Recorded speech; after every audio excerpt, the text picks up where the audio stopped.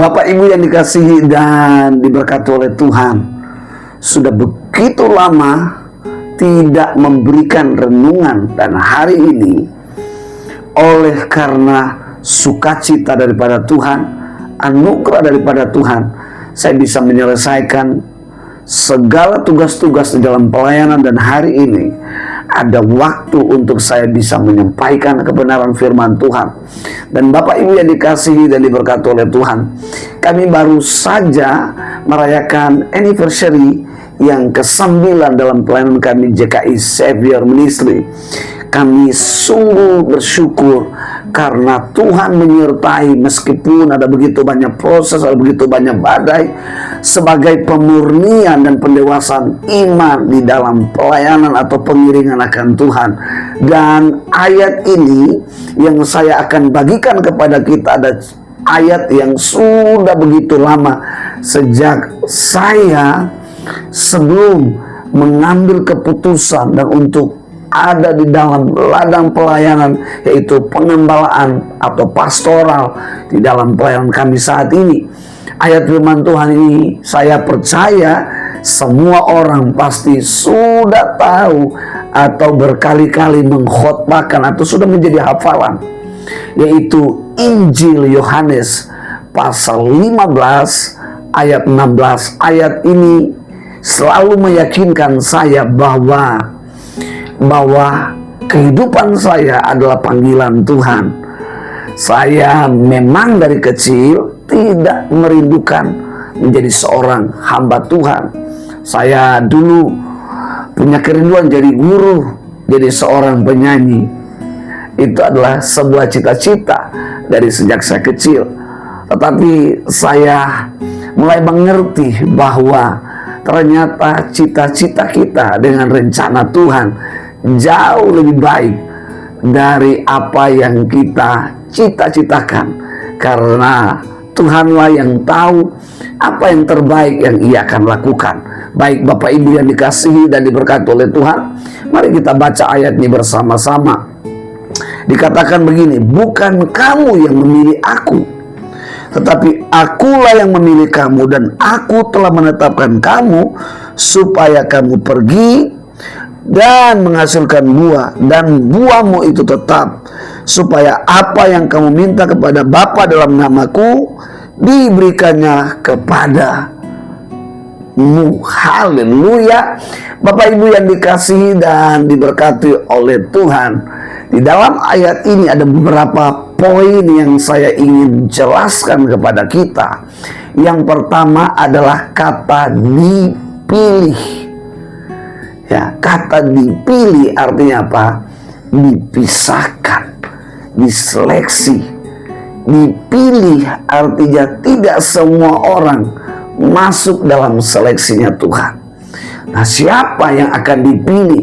Yaitu orang-orang yang telah percaya kepada Yesus Kristus sebagai Tuhan dan Juru Selamat. Allah lah yang memilih kita. Allah memang menciptakan kita, tetapi kata dipilih, tidak semua orang yang telah diciptakan Tuhan ke dunia ini akan mendapatkan kata dipilih. Dipilih artinya apa? Orang-orang tertentu. Orang-orang yang seperti apa? Yaitu orang yang percaya kepada Yesus sebagai Tuhan dan Juru Selamat. Allah memilih kita lewat Tuhan Yesus Kristus, dan dikatakan supaya kita pergi. Allah memilih kita supaya kita pergi. Dipilih adalah sebuah proses, ya, tidak terjadi seketika. Setelah kita percaya, maka kita juga dimuridkan. Setelah kita masuk di dalam seleksi Tuhan, di sana kita mengalami yang namanya sebuah proses. Proses di dalam pendewasaan tentang iman kita, dimuridkan di sana. Kita tidak akan pergi kalau kita tidak melewati tahap demi tahap. Setelah dipilih artinya apa? Kita masuk di dalam rencana Tuhan. Dan di sanalah kita dimuridkan untuk hidup sesuai dengan polanya Tuhan. Apa itu polanya Tuhan? Polanya Tuhan adalah sebagai sistem yang Ia bangun, di mana orang-orang percaya hari ini di dalam kerajaannya menghidupkan pola Allah itu sendiri. Kita diutus untuk pergi kemana? Ke bangsa-bangsa. Kemana? Ke tempat-tempat orang yang belum percaya kepada Tuhan Yesus, kepada Yesus Kristus sebagai Tuhan dan Juru Selamat, supaya Injil diberitakan kepada mereka, supaya Injil disampaikan kepada mereka. Tanpa Injil, orang tidak akan mengalami yang namanya dipilih. Orang tidak akan masuk dalam rencana Tuhan. Ingat Bapak Ibu, kita tidak menggunakan pola apapun selain daripada Injil. Di luar daripada Injil, apapun bentuk itu bukan menjadikan orang percaya, tapi mengkristenisasi. Memberikan sembako kepada orang lain, itu bukanlah pola penginjilan, tetapi itu adalah wujud daripada kehidupan Allah, di mana kita mempraktekkan, menghidupkan, melakukan untuk menolong mereka yang kekurangan, mereka yang mengalami kesusahan.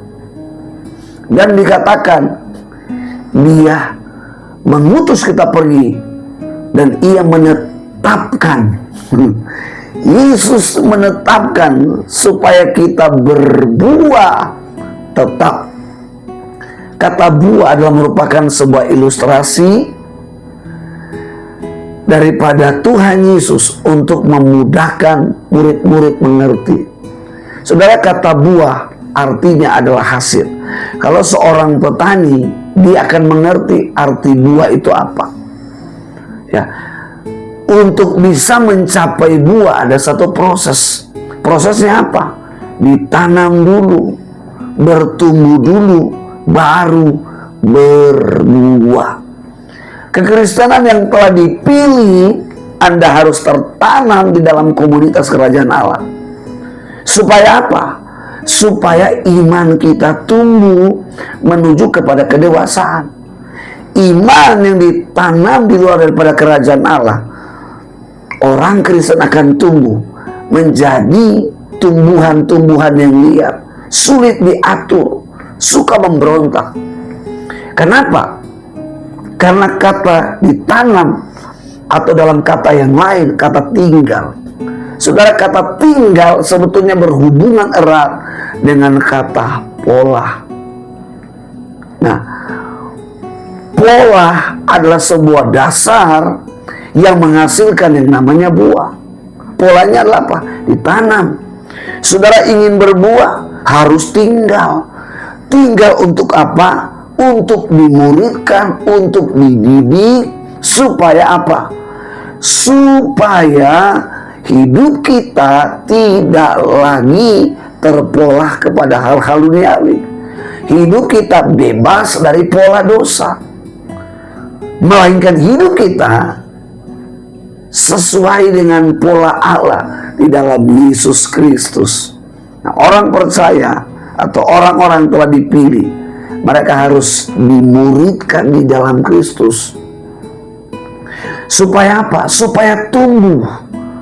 Oleh pertumbuhan inilah maka menghasilkan sebuah hasil, sebuah goal daripada kehidupan iman seseorang.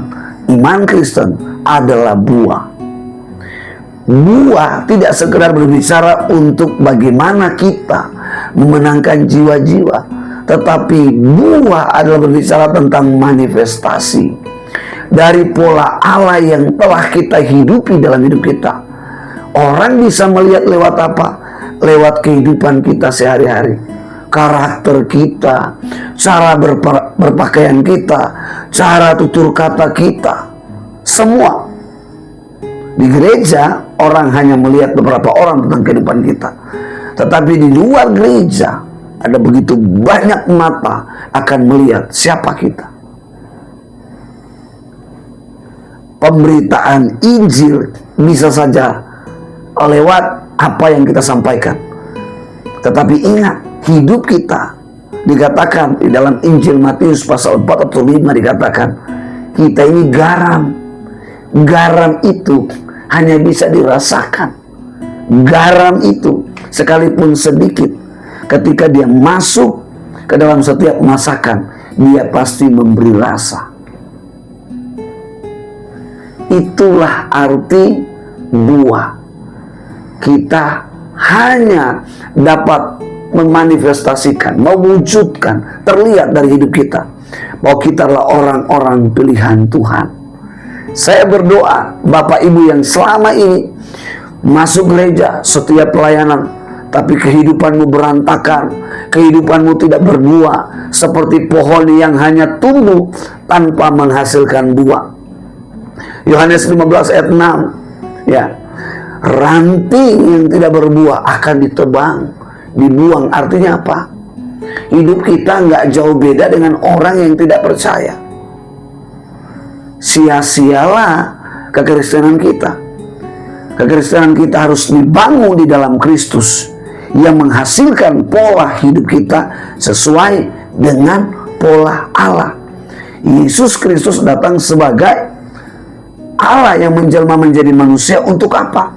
Tidak hanya menyelamatkan kita, tetapi dia membawa kita kembali kepada pola Allah, pola kehidupan Allah, seperti yang difirmankan dalam Kejadian 1 ayat 26 sampai 28, menjadikan kita, menciptakan kita segambar untuk menghasilkan buah, yaitu serupa dengan Dia. Itulah wujud, itulah goal yang Allah mau. Saya berdoa kita tidak sekedar melayani, kita tidak sekedar berjemaat, tetapi kita benar-benar mewujudkan, ya, menyatakan kepada dunia ini bahwa kita adalah orang-orang pilihan Tuhan.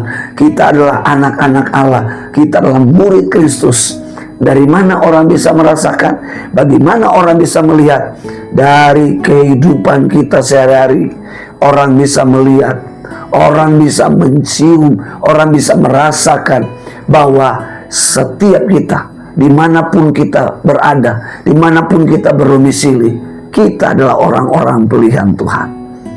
Saya berdoa firman Tuhan ini menjadi berkat, meneguhkan, mengubah dari kehidupan kita menjadi berbuah lebat untuk kemuliaan namanya. Tuhan Yesus memberkati.